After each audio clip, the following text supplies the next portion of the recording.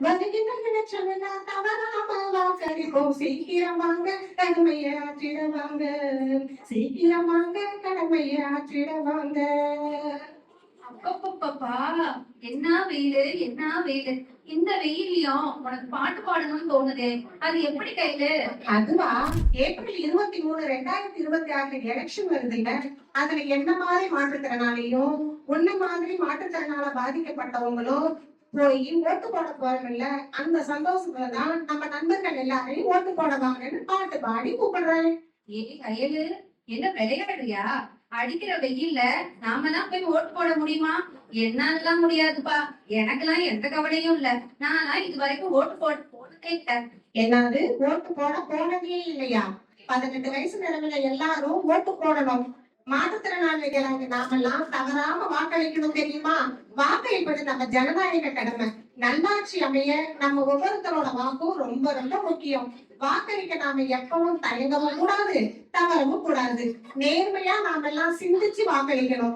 ஒரு வாக்காளரோட பெருமை அவங்க வாக்காளரா இருக்கிறதுல மட்டும் இல்லமா, வாக்களிக்கிறதுலயும் தான் இருக்கு. ஆனா அவ்வளவு கூட்டத்துல போய் நம்மளால ஓட்டு போட முடியாதுப்பா. அடி அசனே, கூட்டத்துக்கு பயந்தா நம்மளோட ஜனநாயக கடமையை ஆற்ற மாட்டேன்னு சொல்ற.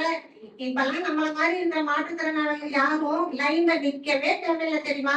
யாராவது ஒரு வழிகாட்டியோட போய் உடனே ஓட்டு போட்டுட்டு வந்துடலாம். இதோ வராங்களே நம்ம மலரோட அம்மா.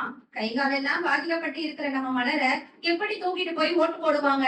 ஓட்டு போட இவங்களுக்கு இந்த மாற்றுத்திறன் தடையா இருக்க கூடாதுன்னுதான் வீல் சேர் அரேஞ்ச் பண்ணி தராங்க. அது மட்டும் இல்லாம வீல் சேர்ல அவங்க ஈஸியா போய் ஓட்டு போட்டுட்டு வர சாயந்தரம், அதாவது ரேம்பும் அமைச்சு தராங்க. ஏ கையல், அங்க பாரு நம்ம விமல் வரான். இவன மாதிரி பார்வைத்திறன் குறைபாடுடைய மாற்றுத்திறனாளிகள் எல்லாம் எப்படி வாக்களிப்பாங்க? அவங்களுக்கு தான் பார்வைத்திறன் இல்லையே.